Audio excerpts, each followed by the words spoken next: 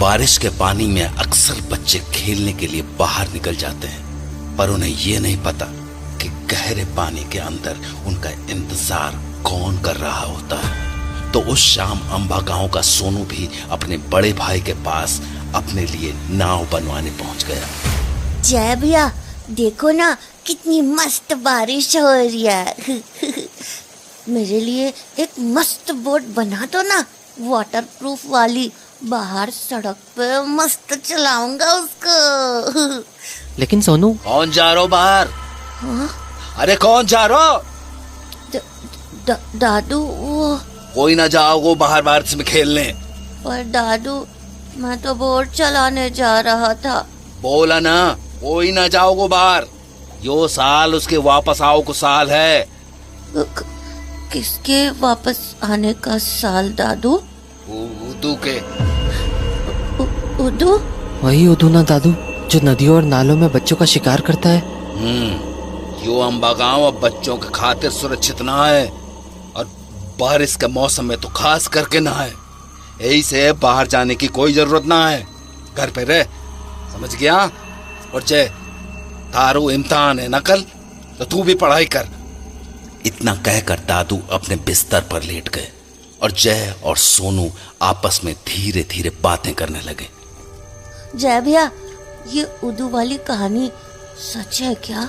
हाँ सोनू, हर 12 साल में उदू अंबा गांव लौटता है और छोटे बच्चों का शिकार करता है। मेरा इतना मन था नाव चलाने का, पर अब कैसे चलाऊं? दादू ने तो बाहर जाने से मना कर दिया। जय भैया, चलो ना खेलते हैं। मेरे एग्जाम से सोनू, मैं नहीं खेल सकता।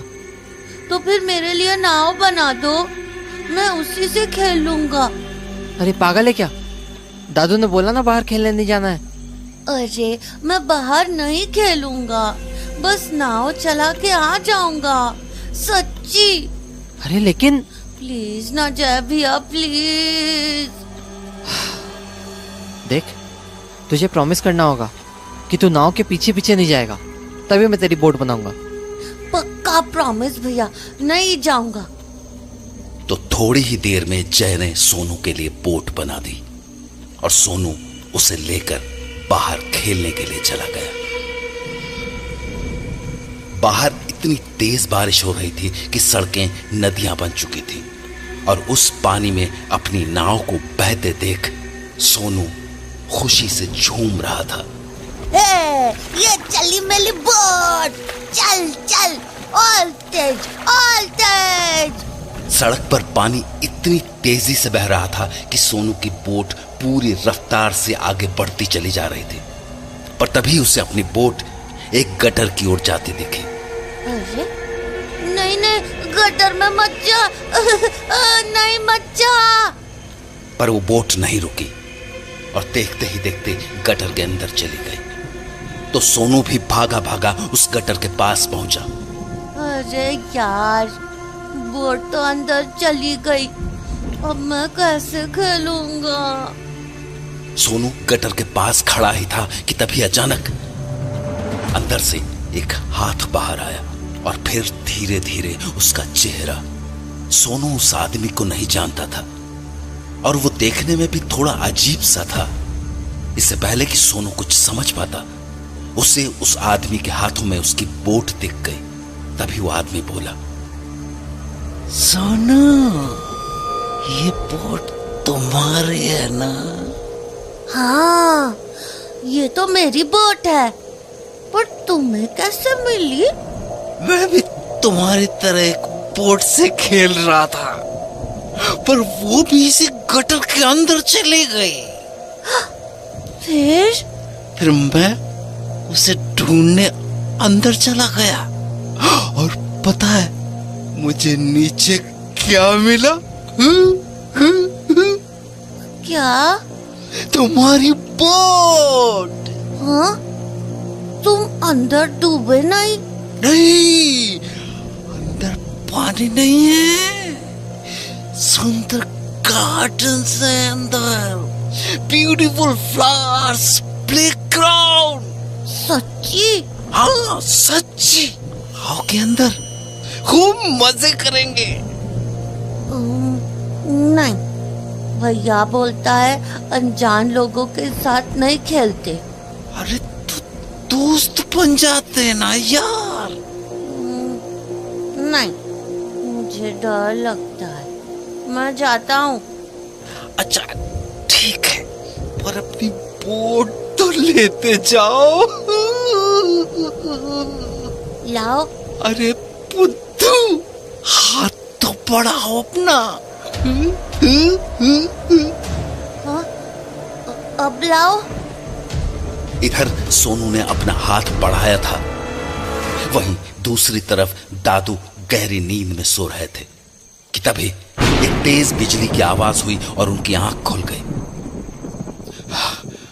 न जाने ये बारिश कब रुकेगी। ये दोनों कटे गए। अरे सोनू, जय, अरे कहां चल गो? डर के मारे जब दादू हड़बड़ाते हुए कमरे से बाहर आए तो उन्हें जय दरवाजे पर खड़ा मिला। जय, तू यहाँ क्या कर रहा हो? और सोनू कटे हो? वो दादू, वो यहीं बाहर बोट से खेल रहा था, पर अभी तक आया नहीं। अरे दिमाग फिर गया है कहा तुम दोनों को? मना की थी ना तुम दोनों से बाहर जाओ को, फिर क्यों जान दो उसको? तो दादू, मैं तो। चुप कर, घर में जाकर बैठ जा, मैं जा रहा हूँ उसको ढूंढने। तो दादू हड़बड़ाते हुए घर से निकल गए और हर ओर सोनू को आवाजें लगाने लगे। सोनू, सोनू, सोनू, सोनू, सोनू। पर सोनू का कोई जवाब नहीं आया। फिर घर से थोड़ी दूर गटर के पास दादू को सोनू की बोट मिली, जिसके ठीक ऊपर एक लाल गुब्बारा हवा में तैर रहा था। उस गुब्बारे को देखकर दादू का दिल बैठ गया, क्योंकि अंबा गांव में लाल गुब्बारे को उदू की निशानी माना जाता था। तो हताश होकर दादू ने वो पेपर बोट उठाई और घर लौट आए। उनके घर लौटते ही जय बोल पड़ा, दादू, सोनू कहाँ है? कहाँ गया वो? दादू। जय लगातार सवाल करता रहा, पर दादू ने कोई जवाब नहीं दिया और जय के हाथों में सोनू की बोट थमाते हुए अपने कमरे में चले गए। ये तो वही बोट है जो मैंने सोनू के लिए बनाई थी। दादू, बताओ ना, कहाँ है सोनू? दादू। दादू कुछ नहीं बोले और जय ने पूरी रात उनके जवाब के इंतजार में बिता दी। अगली सुबह जब वो स्कूल गया तो एग्जामिनेशन हॉल में उसका दोस्त मोंटी उससे बोला, ए जय, एग्जाम की तैयारी कैसी है? क्या हुआ? तेरा मुंह क्यों उतरा हुआ है? सोनू खो गया यार। क्या? खो गया? कैसे? पता नहीं यार, कल बारिश में खेलने गया था बाहर, तब से लौटा ही नहीं है। लौटा ही नहीं मतलब? वो तो घर से दूर जाता ही नहीं कहीं। वही तो, एग्जाम नहीं होता तो मैं उसको ढूंढने चला गया होता। कोई नहीं, तू चिंता मत कर, पेपर देते हैं, उसके बाद ढूंढने चलेंगे। ठीक है, तो पेपर के बाद मेरे घर पे आ जाना, उधर से उसे ढूंढने चलेंगे। ठीक है, चल अभी के लिए ऑल द बेस्ट। तुझे भी। तो उसके बाद जय अपनी सीट पर चला गया और एग्जाम शुरू होने पर मोंटी भी अपना पेपर लिखने लगा। पर तभी उससे अपने पीछे से एक आवाज आई, मोटे, मोटे। वो आवाज ओम की थी, जो स्कूल का सबसे बड़ा गुंडा था और बदकिस्मती से वो मोंटी के ठीक पीछे ही बैठा था। अबे मोटे, सुनाई नहीं दे रहा क्या? क्या हुआ? चुपचाप मुझे अपनी कॉपी दिखा, मुझे कोई भी सवाल नहीं आ रहा है। पर क्या पर कर रहा है? देख, तूने कॉपी नहीं दिखाई ना, तो तेरा वो हाल करूंगा कि घर जाने लायक नहीं बचेगा, समझा? मोंटी जानता था कि ओम मजाक नहीं कर रहा था, उससे पूरा स्कूल कांपता था, इसलिए उसने उसे अपनी कॉपी दिखाना ही बेहतर समझा। पर तभी मोंटी के मन में एक ख्याल आया कि अगर वो ओम को अपने सवाल नहीं दिखाएगा तो ओम पक्का फेल हो जाएगा और अगली क्लास में उसे ओम को झेलना नहीं पड़ेगा। तो पलटकर मोंटी ने ओम से कहा, मैं तुझे क्यों दिखाऊं? मुझे एग्जाम लिखने दे। उसके बाद ओम ने कुछ नहीं कहा, पर उसकी आंखों में मोंटी के लिए गुस्सा साफ दिख रहा था। थोड़ी देर तक वो वहीं बैठा रहा। फिर टीचर को अपनी कॉपी देकर एग्जामिनेशन हॉल से बाहर जाने लगा। पर जाने से पहले वो मोंटी के पास रुका और उसे गुस्से से देखते हुए बोला, तू बाहर मिल बेटा, अगर तू आज अपने पैरों पे चल के घर चला गया ना तो मेरा नाम ओम नहीं। ओम की धमकी सुनकर मोंटी बहुत डर गया, क्योंकि वो जानता था कि आज स्कूल के बाद ओम उसे नहीं छोड़ने वाला था।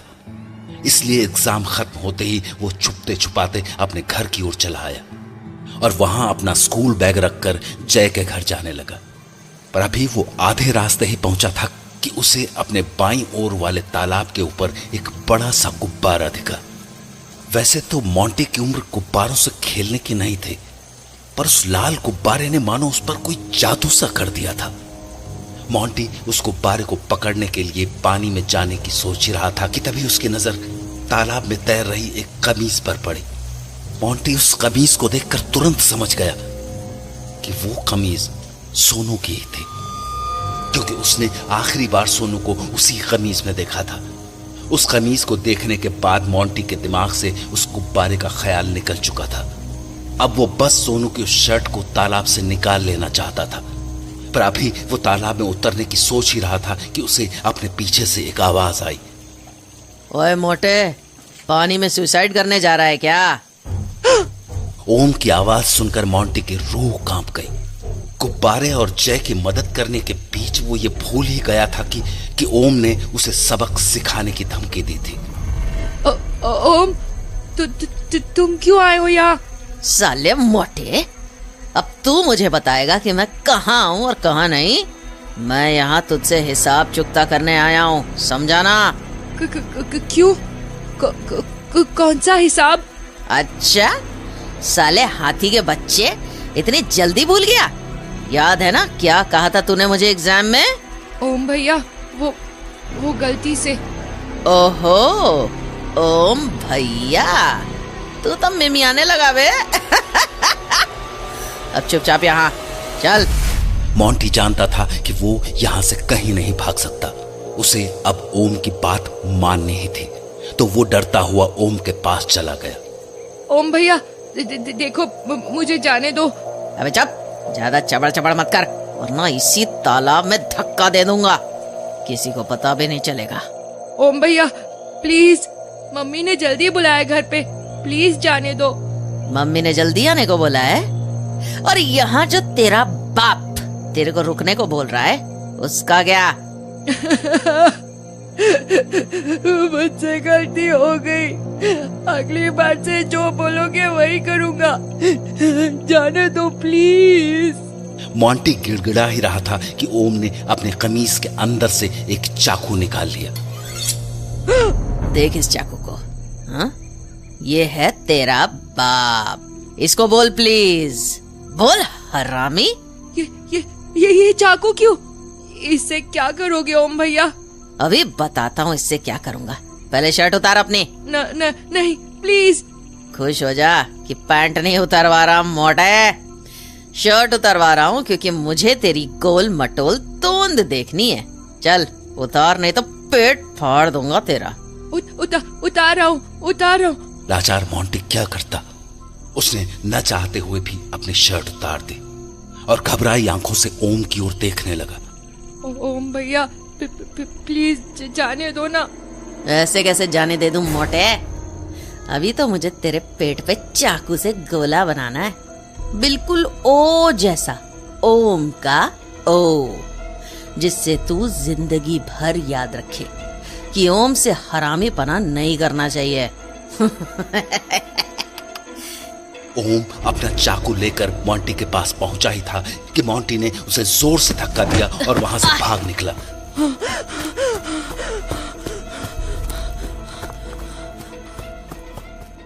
वहीं दूसरी ओर जय अपने कमरे में बैठा मोंटी का इंतजार कर रहा था कि तभी, हाँ, ये कैसी आवाज है? मोंटी, तो क्या हुआ तुझे? ऐसे जमीन पर क्यों बैठा है? जय, अरे तेरी सांस क्यों फूल रही है? तू अंदर आ। तो जय ने मोंटी को अपने बिस्तर पर बैठा दिया और उससे सवाल पूछने लगा। मोंटी क्या हुआ तुझे? इनहेलर। हाँ? देखो तो अस्थमा का दौरा पड़ रहा है। इनहेलर कहाँ है तेरा? हर समय तो रखता है तू। गिर गया। अरे यार।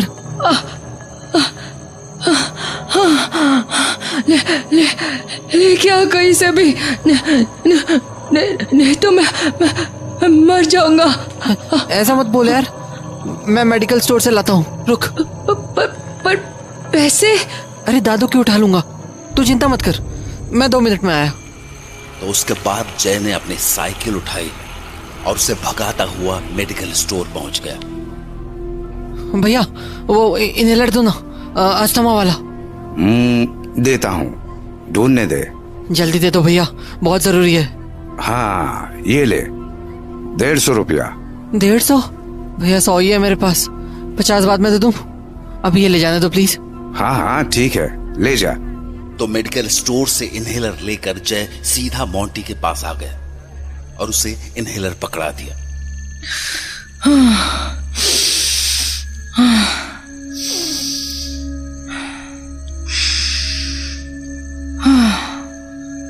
थैंक्स यार, तूने मेरी जान बचा ली। पागल है क्या? थैंक्स क्या बोल रहे हैं? वो तो अच्छा हुआ इनहेलर टाइम से मिल गया। वैसे तेरी सांस क्यों फूलने लगी? कहीं से भाग के आया था क्या? यार वो रास्ते में ओम मिल गया था, उसी से पीछा छुड़ाने के चक्कर में मुझे भागना पड़ा। ओम? उस साले की तो मुंह तोड़ दूंगा मैं उसका। जाने देना, छोड़। अभी सोनू होता तो शोर मचाता रहता। पता नहीं कहाँ होगा बेचारा। अरे हाँ, एक बात तो मैं तेरे को बताना भूल ही गया। क्या? मेरे को उसकी टी शर्ट मिली थी। सोनू की टी शर्ट मिली तुझे? कहाँ? वो पुराने तालाब में तैरते देखा मैंने। क्या सच में? हाँ यार, वही येलो वाली टी शर्ट पानी में बह रही थी। तो तूने ऐसे ही पहने दिया उसे?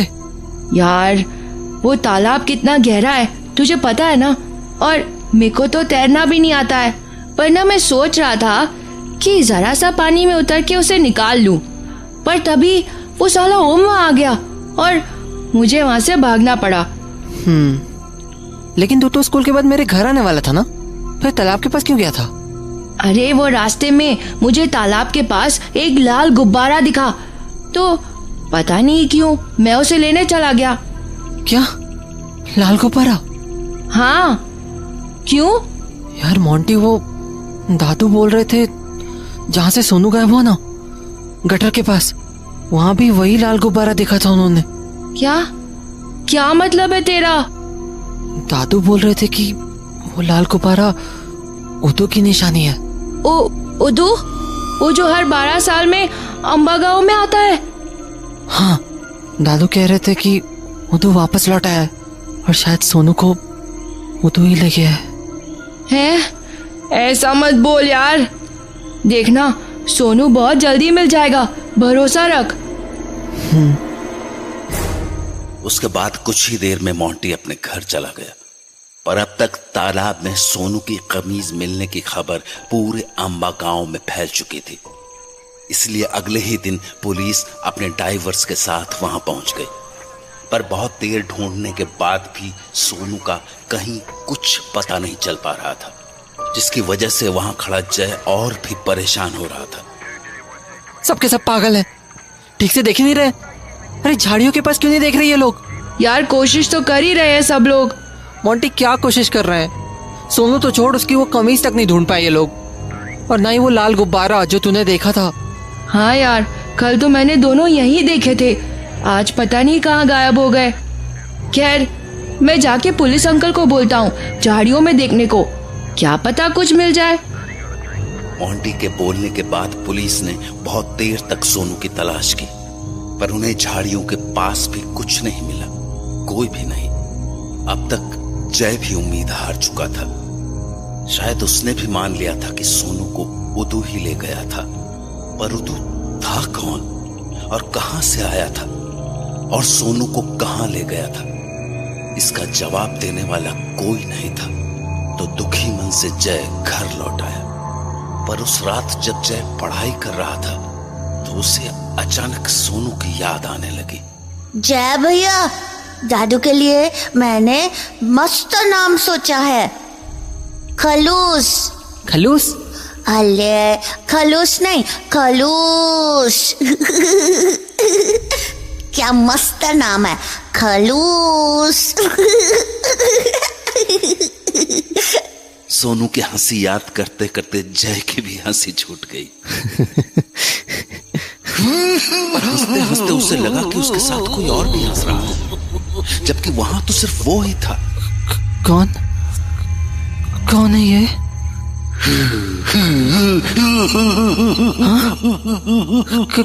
कौन है? उस हंसी को सुनकर जय इतना डर गया कि उसने अपनी किताब बंद की और कंबल में छुप गया। डर के मारे जय पूरी रात नहीं सो पाया और शायद इसीलिए अगली सुबह स्कूल में उसे बुखार आ गया।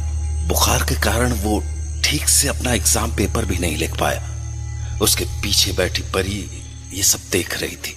जय की क्लास में पढ़ने वाली परी जितनी सुंदर और मासूम थी, उसका बाप उतना ही बेरहम। वो उस नाजुक सी बच्ची को रोज बेवजह मारता था। आज भी परी की बाह पर बेल्ट की मार के निशान थे। तो जब वो पेपर दे के हॉल से बाहर निकली तो जोर की बारिश हो रही थी। तभी उसे वरांडे के कोने में जय दिखाई दिया, अकेला, घुटनों के बीच सर छिपाए, कांपता सा। तो वो उसके पास पहुंची। जय, जय, क्या हुआ? पेपर नहीं लिखा तूने ठीक से? कितना कांप रहा था। बुखार है क्या तुझे? हाँ, देखो तो कितना तेज बुखार है। घर क्यों नहीं जाता तू? चला जाऊंगा। कैसे जाएगा? छतरी है तेरे पास? नहीं। तो भीग के जाएगा क्या? नहीं, बैग रख लूंगा सर पे। पागल है क्या? देख, मेरे पास छतरी है। चल, मैं तुझे घर छोड़ाती हूँ। नहीं, मैं चला जाऊंगा। बोला ना चल मेरे साथ, अब बहस मत कर। तो परी की बात मानकर जय उसके साथ स्कूल से निकल पड़ा। परी से आती महक ने जाने कैसा जादू सा कर दिया था जय पर कि वो दोनों स्कूल से कब घर पहुंच गए जय को पता ही नहीं चला। चल, अब चुपचाप लेट जा और खबरदार जो बाहर निकला आराम से चादर ओढ़ के पड़ा रह, समझा? और सुन, तुझे बुखार है ना, देखो बहुत कम टाइम मिलेगा अगली पेपर की तैयारी के लिए। ये मेरी कॉपी ले, इसमें बहुत मस्त लिखा है मैंने। सारा रट्टा मार लेना, समझा? और तू क्या करेगी? अरे हमेशा के लिए थोड़ी ना दे रही, कल आके ले जाऊंगी वापस। नहीं यार, तू रखना इसको, मैं देख लूंगा। अच्छा ठीक, जब फेल होगा ना तुम मेरे को मत बोलना। चिढ़ा रही मेरे को? नहीं, डरा रही। सुन, ये सब कहाँ से सीखी तू? क्या कहाँ से सीखी? यही सबका ख्याल रखना।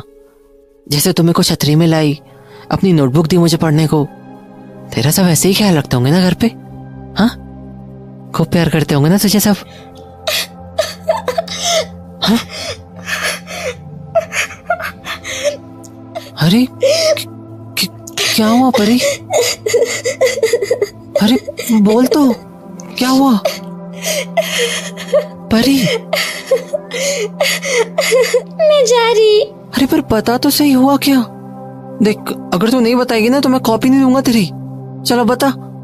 देख, गुस्सा नहीं दिला मेरे को। गुस्सा नहीं दिला रहा, प्यार से पूछ रहा हूँ, बता ना। क्यों पूछ रहा प्यार से? कोई नहीं करता मेरे को प्यार, पापा मारते हैं। ये देख, ये देख, रोज ऐसे निशान रहते हैं मेरे हाथ पे, और मेरी मम्मी होके भी नहीं रोकती हूँ उनको। इसके आगे परी कुछ नहीं बोल पाई और रोती हुई जय के घर से निकल गई। जय उसे एकटक जाता हुआ देखता रहा, क्योंकि उसे कभी अंदाजा भी नहीं था कि परी अपने अंदर इतना कुछ समेटे बैठी हुई थी। अभी परी जय के घर से निकली ही थी कि थोड़ी ही दूर जाने पर कुछ ऐसा हुआ जिसके कारण परी झाड़ियों में छिपकर बैठ गई। तभी मोंटी ने उसे देख लिया और उसके पास चला आया। ए परी, क्या हुआ तुझे? हो, कितना खून बह रहा है तेरे हाथ से। चल अंदर चल, हाथ धुलाता हूँ तेरा। आजा आजा। वो परी को अपने घर में ले आया। उसने उसका हाथ धुलवाया और दवा लगा के अच्छे से उसकी पट्टी कर दी, पर परी के मुंह से अभी तक एक शब्द भी नहीं निकला। वो बस बुरी तरह कांप रही थी। ए, क्या हुआ? तू कांप क्यों रही है ऐसे? अरे बोलना यार, हुआ क्या तेको? सुन, चल मैं तेको घर छोड़ के आता हूँ। ना, मैं नहीं जा रही वहाँ। है? क्या हुआ? क्यों नहीं जाएगी अपने घर? वो रास्ते में कुछ है। क्या है वहाँ? पता नहीं, पर घर के पास वाले नाले में कुछ है। क्या बोल रही है? ठीक से बताना क्या हुआ है। मैं घर जा रही थी, तभी पास के नाले से मुझे किसी बिल्ली की आवाज आई, तो मैं नाले के पास उसको देखने चले गई, पर अंदर बहुत अंधेरा था। मुझे कुछ भी ठीक से नहीं दिख रहा था, तो मैंने पास में पड़ी एक लकड़ी उठाई और नाले में घुसेड़ने लगी, पर तभी मुझे ऐसा लगा जैसे उस लकड़ी को कोई अंदर से खींच रहा हो, वो भी बहुत जोर से। बहुत ताकत थी उसमें, बहुत ज्यादा। उसने लकड़ी को इतनी जोर से खींचा कि लकड़ी मेरे हाथ को छीलती हुई नाले के अंदर चले गई और मेरे हाथ से खून निकलने लगा। पर नाले में आखिर था क्या? यही तो मैं सोच रही थी कि तभी नाले के अंदर से कोई बोला, मैं आ गया हूँ मेरी बच्ची, तेरे बहुत पास आ गया हूँ, अब तू नहीं बचेगी ना। कितनी भी कोशिश कर ले, नहीं बचेगी, नहीं बचेगी तू। नहीं बचेगी।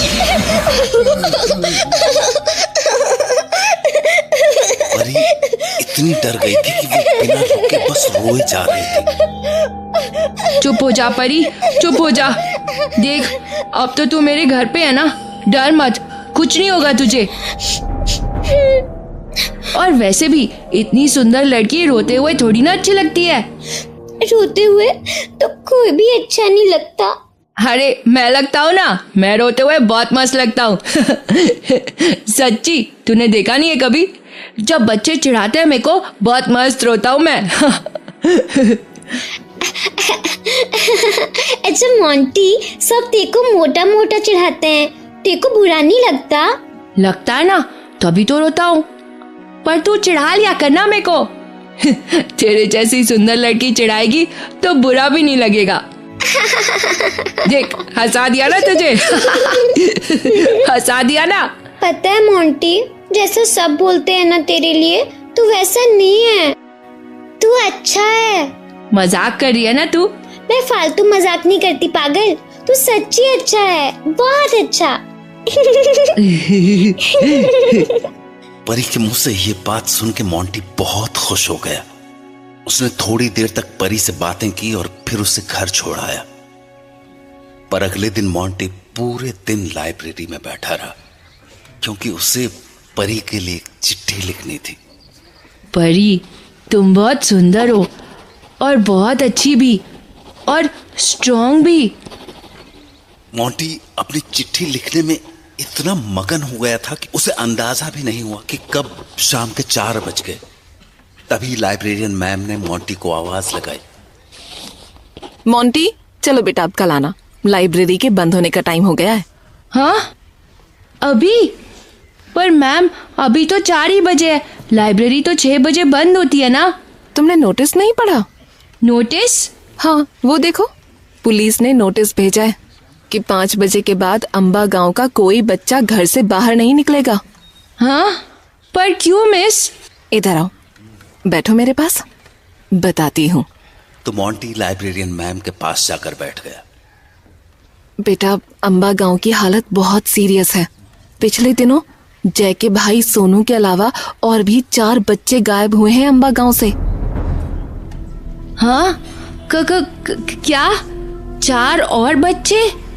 हाँ, और उन सभी के कपड़े नालों में मिले। नालों में? क्यों? क्योंकि वो नालों से ही गायब हुए थे मोंटी। ये काम उदू का है। उदू? हाँ, 12 साल बाद उदू फिर से जाग गया है और अंबा गांव के बच्चों का शिकार कर रहा है। बच्चों को ढूंढते हुए वो उनके पास नालियों के रास्ते ही पहुंचता है। लाइब्रेरियन मैम के मुंह से नाली के रास्ते वाली बात सुनकर मोंटी के होश उड़ गए। उसे ध्यान आया कि परी को भी वो आवाज नाली से ही आई थी। मोंटी समझ चुका था कि हो न हो उस नाली में उदू ही था। पर यह सब सोचते हुए जब वो अपनी सीट पर वापस पहुंचा तो उसकी वो चिट्ठी वहां से गायब हो चुकी थी। कहाँ गई वो चिट्ठी? कहाँ गई? हड़बड़ाता हुआ मोंटी चिट्ठी को इधर उधर ढूंढ ही रहा था कि तभी लाइब्रेरियन मैम ने दोबारा आवाज लगाई। मोंटी बेटा, जल्दी से सामान समेटो और घर जाओ। हाँ मैम। मोंटी परेशान होके उस चिट्ठी को हर जगह ढूंढने लगा। तभी उसकी नजर बगल वाली खिड़की की ओर गई और उसे खिड़की से बाहर वही लाल गुब्बारा दिखा जो उसने तालाब के पास देखा था। उदू! मोंटी बेटा, जल्दी करो, बाहर निकलो।